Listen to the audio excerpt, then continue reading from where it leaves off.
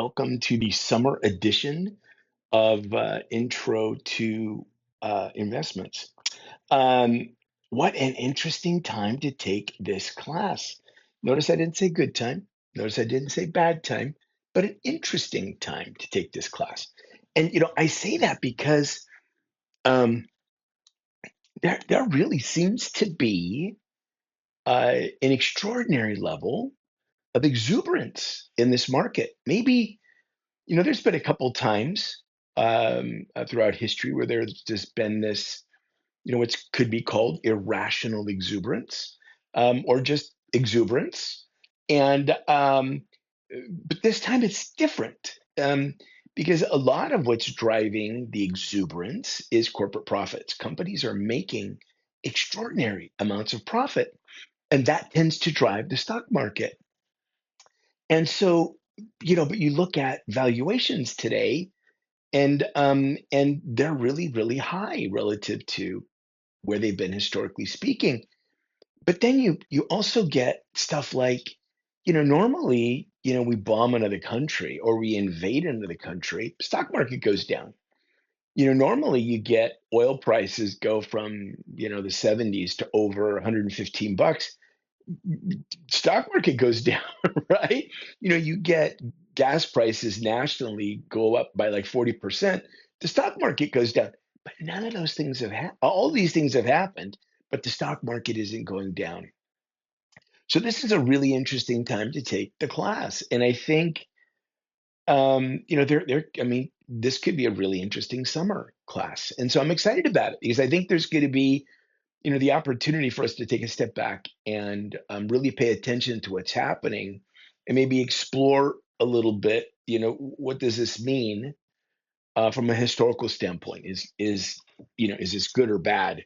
And I can tell you from experience, um, every generation has got, the belief that they're going to be different than everybody else, and that, they got a new way to make the secret sauce. And that's it's always proved to not be true, but who knows? And maybe this really is sort of a new way of how the markets are going to conduct themselves. We'll see. And what we do know today is that, this peace accord that we had with Iran no longer, it's on really, really shaky ground. And the Strait of Hormuz is closed again, which means that tomorrow morning we could probably expect to see oil prices pop back up again. And that means that, um, uh, what does that mean to us is that gas prices are going to stay a little bit higher.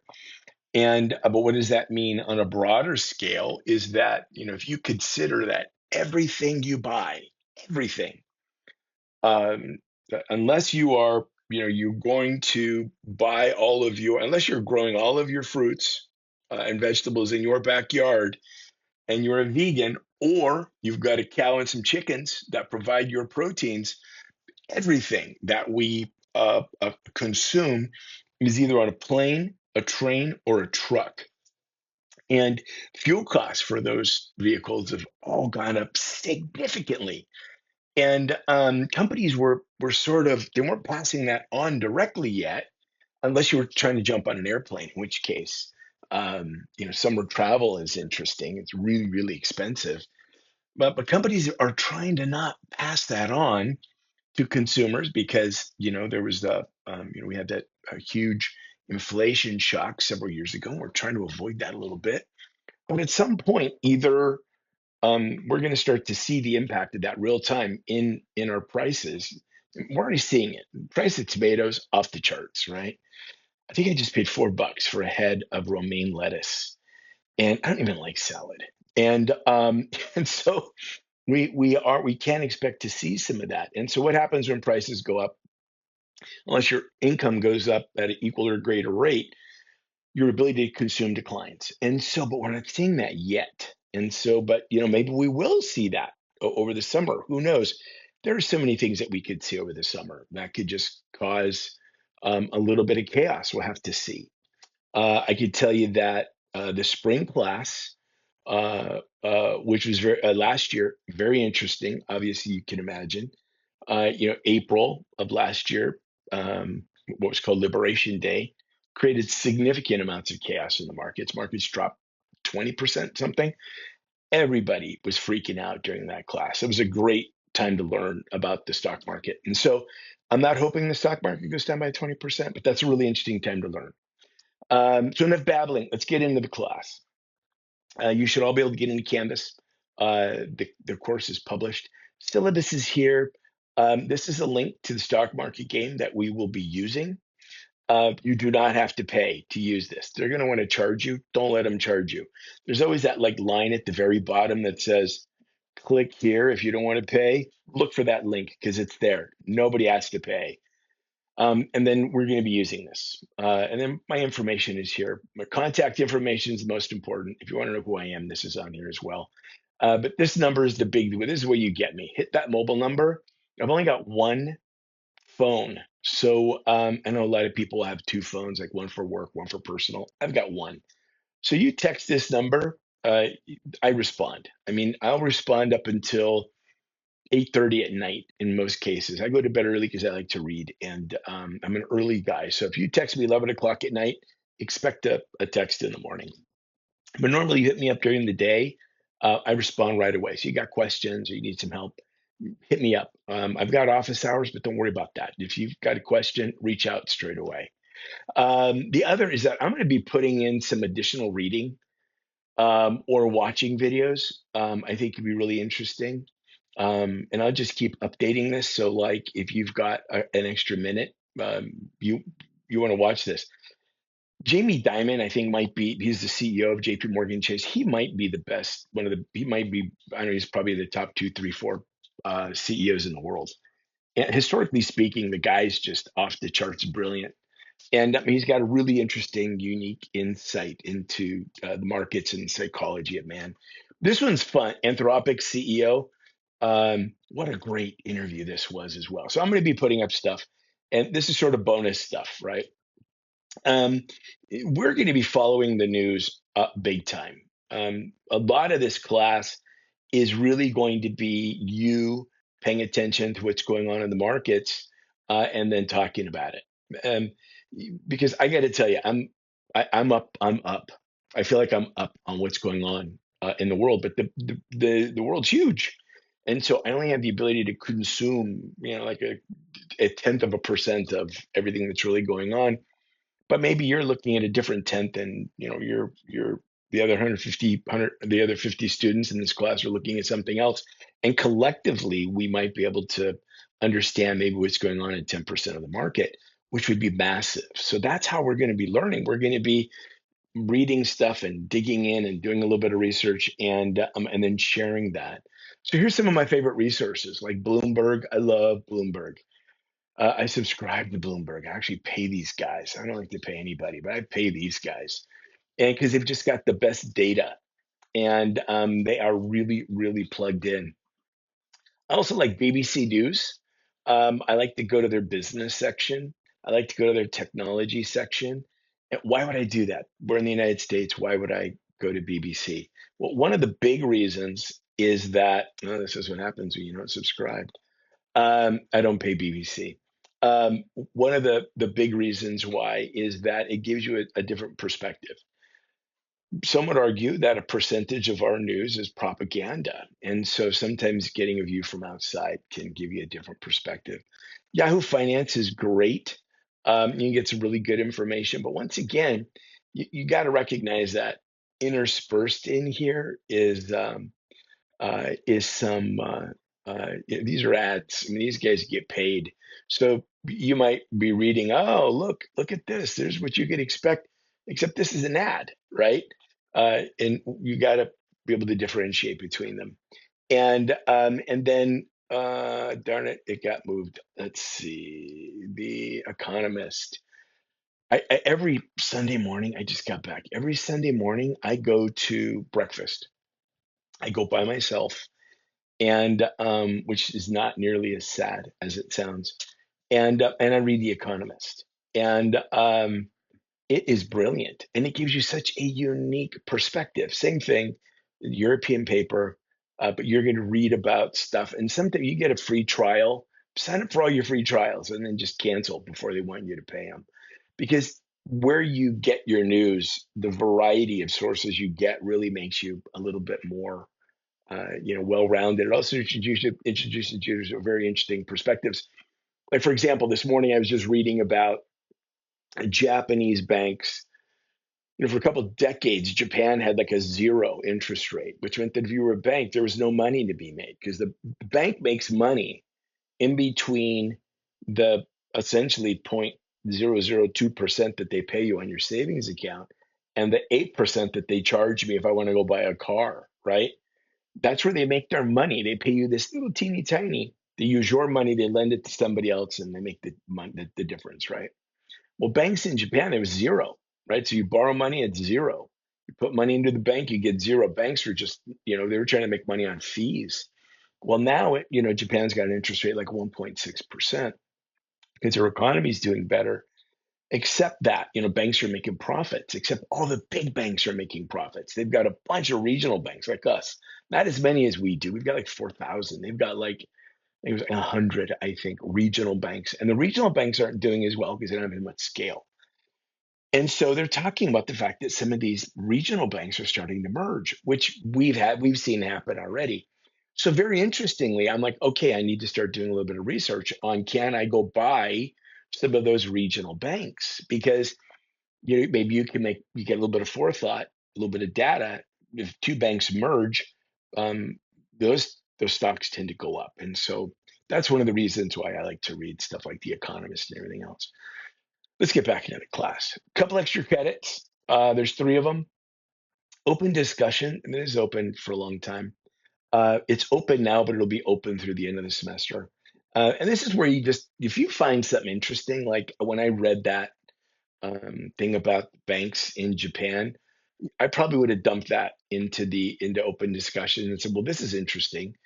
Can we buy these, or is there an ETF that is a Japanese bank ETF that I can go buy, and then maybe I could benefit from the fact that this ETF owns all these banks, and that'll go up because of the mergers." It just dumps stuff in there that's really intriguing. And then once again, as you are sort of like trying to expand your horizons a little bit, you go back to that open discussion. You can learn from other students, and and then drop in my office hours. Hit me up. You don't even have to like do Zoom. You can like send me a text and say, "Can I call you for office hours?" In most cases, I'll say, "Yeah, call me," and then we could just talk. And then we can get some extra credit. But this is a way for me to encourage you to talk to me. Because a lot of students get like intimidated. They don't want to feel like you're bothering me. And let's be clear, you're not bothering me when you call me. I get so excited when I get to talk to a student, one of my online students. And because there's just so many exciting things that we can talk about. Um, and so that's extra credit. This is a big part of the class. We've got like 6 projects. The project resources are right here, right here. There's lectures, there's files you could download, like everything is here. But what's going to happen is that maybe 22, 23 of you are going to watch this. The other ones aren't. And they're going to be like, where do I find the portfolio stuff? And I'll be responding to a bunch of emails. And I'm going to be getting students that upload information that's completely wrong because they didn't know that they didn't look to see that there was a portfolio thing here. And then the class is 8 weeks. So here's what we're going to be doing. Everything is up. Um, Normally what you're going to get is you log in. It's going to look just like this. This is your assignments, right? And then you've already got a project that's due. You're like, wait a minute, the class just started. Yes, it did. And so assignment one, super easy. I just want you to introduce yourself to everybody. And I've got a goofball way of you doing it. And so you read this and answer the questions. And then the second one is super easy. I think it's going to take you 5 minutes. It's risk tolerance. Risk tolerance is everything. And the higher risk tolerance you have, the more inclined you'd be to buy Nvidia, worth $6 trillion, or maybe to buy SpaceX worth almost $3 trillion. And that's higher levels of the lower risk tolerance. Maybe you buy Walmart, or you're going to go buy Kroger's, or you're going to buy Coca-Cola, you know, that's sort of quick risk tolerance. Project one is pretty simple. Good news, there's a lecture. It's shorter than this one. I tend to babble a little bit on the first one. But what I want you to do um, is you're not going to go pick stocks yet, but what I want you to do is sort of I'm not going to tell you. You can watch the lecture. Why would you want me to tell you twice? It's super easy. It's not overly complicated. And then every week there's videos and there's reading. And so the videos, you're like, oh my God, I don't have time to watch videos. Sure, you do, right? You're going to watch YouTube videos or you're going to go watch Netflix videos. Watch these videos. These are going to help you get old. And the reality is that we've got I don't know 55, 56 million people that are retired. There's about 30% of those that are retired. They don't necessarily want to be retired, but they're retired and they're poor and they're struggling, right? This class is really designed to help you not be one of those people. And there's some great, most of them are short readings. These are not long, extensive readings. But that's how the class is laid out. A couple quick notes is that we're not going to look at Bitcoin. We're not going to look at day trading. We're not going to look at options trading or Forex trading. We're not going to look at anything that some guy on TikTok said it's how he became a millionaire, right? And because that guy's probably 99% full of baloney, we're going to look at fundamentals of building wealth long term. And that may not be exciting when you're 19, but I'm telling you right now, you're going to blink your eyes 3 times and you're going to be 30. And you'll be like, how the hell did I get here? And you're going to blink your eyes 2 more times, you're going to be 40. You're going to have a family, couple kids. Maybe you'll have bought a house. Maybe you won't. But at 40, you're like, I got to do something, right? And so now a little bit of panic sets in. You're 19 years old. Now's the time where you could be like, all right, maybe I just won't go to Starbucks this week. I'm going to take that 25, 30 bucks. I'm going to put it into my Robinhood account. I'm going to start to learn how to invest. And and that's really what this class is. It's fundamentals. What's a stock? What's a bond? And then what are the other two vehicles where you could buy stocks and bonds, but you could do them in pools, right? An ETF or a mutual fund. That's where we're going to be spending all of our time. What is an index fund, and how could you use that so that you just put money into these things and forget about it? All you should be thinking about is how do you make another 50 bucks or 100 bucks so you can keep putting money into it? That's what you should be thinking about. And because the markets over time have been the best investments in the world, period. And so the class is all built on fundamentals. We don't meet. However, if like you guys do want to like schedule a time where you want to get together and chat, I'm up for that. The best day for me would be like a Sunday at like 9 o'clock or 9:30 in the morning.